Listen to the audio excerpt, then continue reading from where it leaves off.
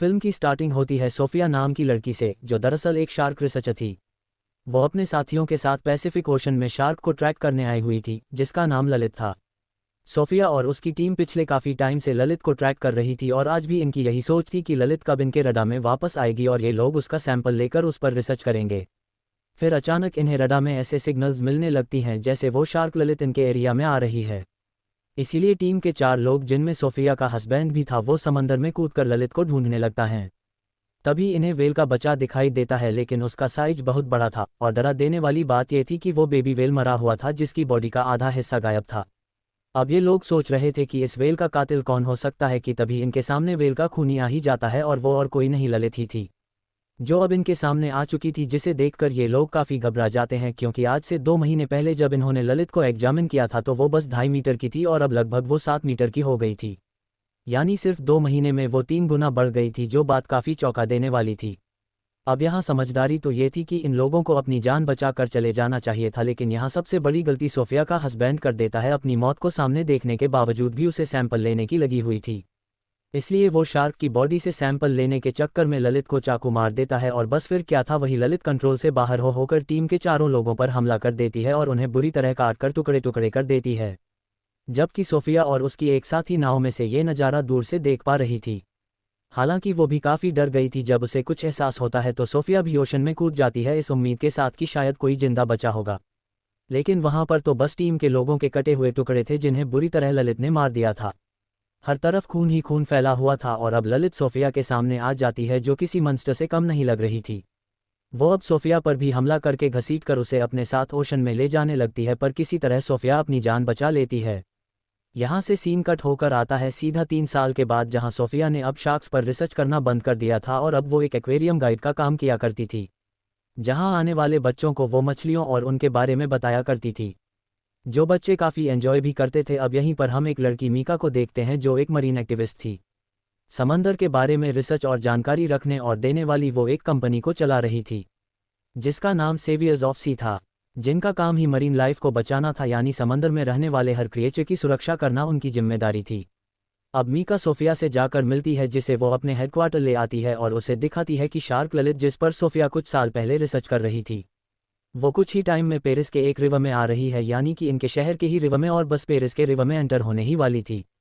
इसीलिए मीका ये चाहती है कि सोफिया ललित को एग्जामिन करने में उनकी मदद करें, जिस पर सोफिया कहती है कि ये कोई बड़ी बात नहीं है, अक्सर शार्क्स मौसम बदलने की वजह से एक जगह से दूसरी जगह चली जाती हैं, और हाँ, पैसिफिक ओशन से रिवर में आना थोड़ा मुश्किल है। ललित तो क्या, कोई भी शार्क रिवर के ताजे पानी में सर्वाइव नहीं कर सकती, इसलिए वो यहाँ आने से पहले ही वापस लौट जाएगी।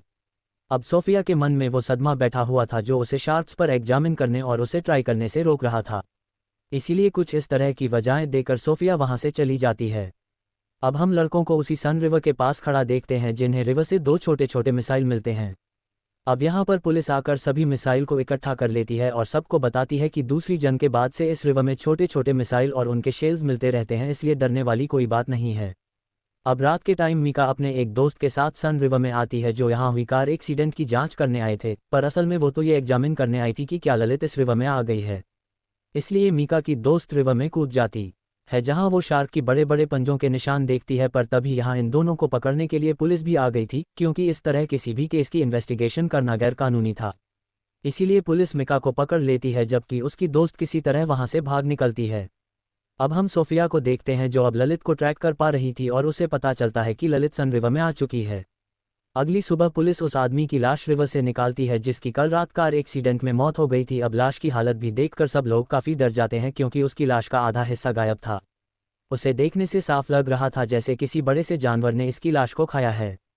अब यहाँ रिवर के बार ऑफिसर्स के साथ सोफिया और मीका भी थे, और सोफिया साफ लफ्जों में उन्हें बता देती है कि यह काम और किसी का नहीं बल्कि ललित शार्क का ही है, और अब हमें शार्क को रोकना होगा अगर हम चाहते हैं कि लोग इस तरह शार्क के हाथों ना मरे। पर यहाँ मीका इस बात को गलत अंदाज में कुछ यूँ समझ लेती है कि अगर हम चाहते हैं कि शार्क लोगों को ना मारे तो हमें शार्क को मारना होगा। उसे लग रहा था कि सब सोफिया के साथ मिलकर शार्क को मार देंगे, तो बस इसीलिए वो शार्क को बचाने के काम पर लग जाती है।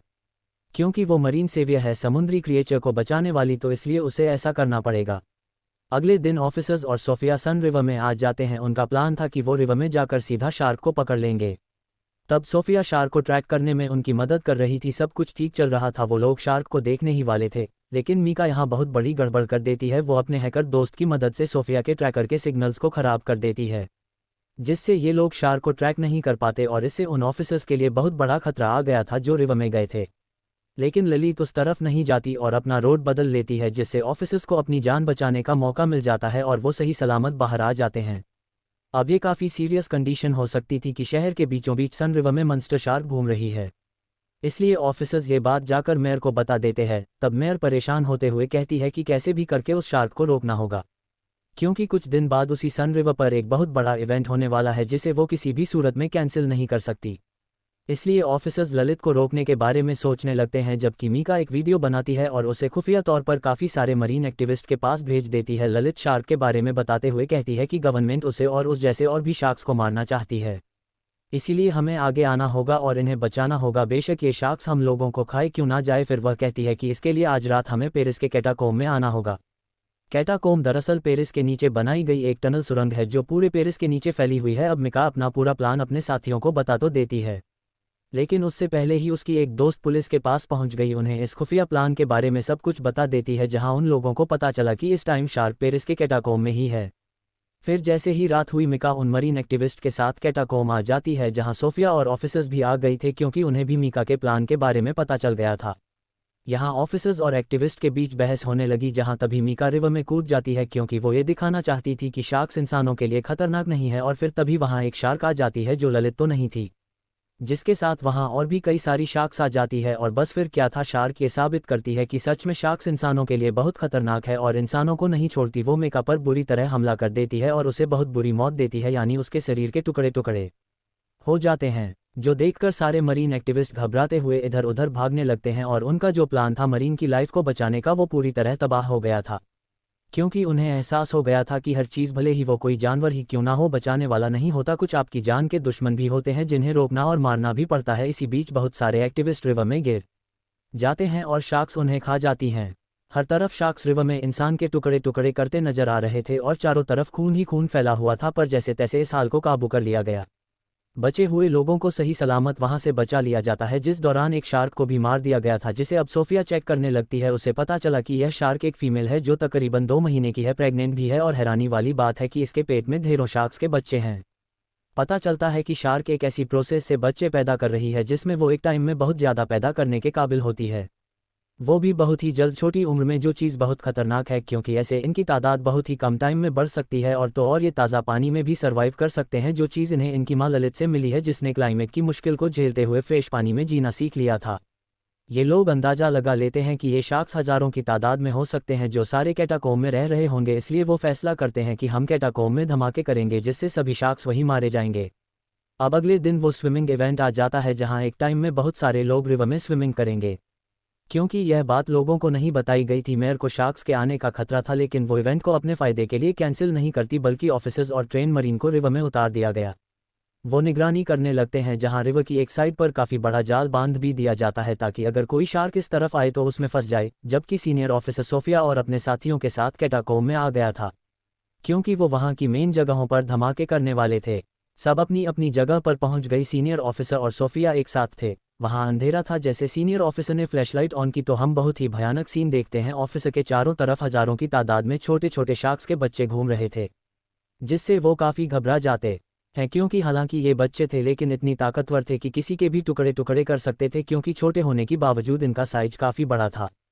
सभी बॉम्ब्स को अपनी अपनी जगह पर फिक्स कर दिया गया था, लेकिन बॉम्ब के फटने से पहले एक शार्क सीनियर ऑफिसर पर हमला कर देती है, पर वो किसी तरह बॉम्ब को ब्लास्ट कर देते हैं, जिससे हालांकि वो खुद तो काफ़ी जख्मी हो गया था, लेकिन शार्क के कुछ बच्चे मर जाते हैं और सीनियर ऑफिसर को ऊपर खींच लिया जाता है। अब जब सोफिया वापस नीचे रिवर में जाती है तो उसके सामने से ललित गुजर रही थी, जो अपने बच्चों की लाशों के टुकड़े देखकर काफ़ी दुखी हो गई थी और गुस्से में भरी हुई थी। और वो सोफिया को तो देख नहीं पाती, लेकिन गुस्से से भरी हुई उस जाल को तोड़ देती है और उस जगह आ जाती है जहाँ स्विमिंग रेस शुरू हो गई थी। अब ललित यहाँ आकर एक आदमी को एक ही झटके में 2 टुकड़े कर देती है, जिससे हर तरफ अफरा तफरी मचाती है। और तभी यहाँ बहुत सारे शार्क्स भी आ जाते हैं, जो ललित के कहने पर ही आए होंगे। ये शार्क्स कैटाकोम में नहीं रह रहे थे, इसलिए धमाके से नहीं मरी और उनकी तादाद बहुत ज़्यादा थी। ये शार्क्स रिवर में तैर रहे लोगों पर बुरी तरह हमला कर देते हैं। एक ही पल में रिवर खून से लाल हो गई, हर तरफ उनकी लाशों के टुकड़े टुकड़े बिखर गई थे। इसी के साथ यहाँ सबसे बड़ी गलती यह हुई कि ऑफिसर ने शार्क को स्नाइपर से शूट कर दिया, जिसकी कुछ निशान पानी में पड़े मिज़ाइल्स पर लग जाती हैं जो दूसरी तरफ से वहां पड़े हुए थे लेकिन डिफ्यूज नहीं थे, पूरी तरह एक्टिव थे, जिससे एक मिसाइल के फटने से ढेरों मिज़ाइल्स फटने लगते हैं। ऐसा होते ही बड़े बड़े धमाकों के साथ वहां सुनामी आ जाती है।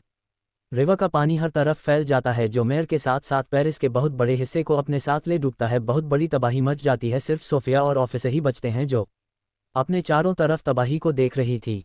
आसपास लाशें और ढेरों शार्क्स घूम रही थी और बताया जा रहा था कि ये शार्क सुनामी की वजह से आसपास के एरिया में भी जा रहे हैं, जिस वजह से वो पूरे कंट्री में ही फैल चुकी हैं और सबसे खतरनाक बात वो अब यहाँ से पूरी दुनिया में ही फैल जाएंगे और बहुत बड़ी तबाही लाएंगे, जिससे इंसानियत और दुनिया का नामो निशान मिट जाएगा, जो चीज़ बहुत खतरनाक है। और इसी के साथ ही ये फिल्म यहीं पर ख़त्म हो जाती है।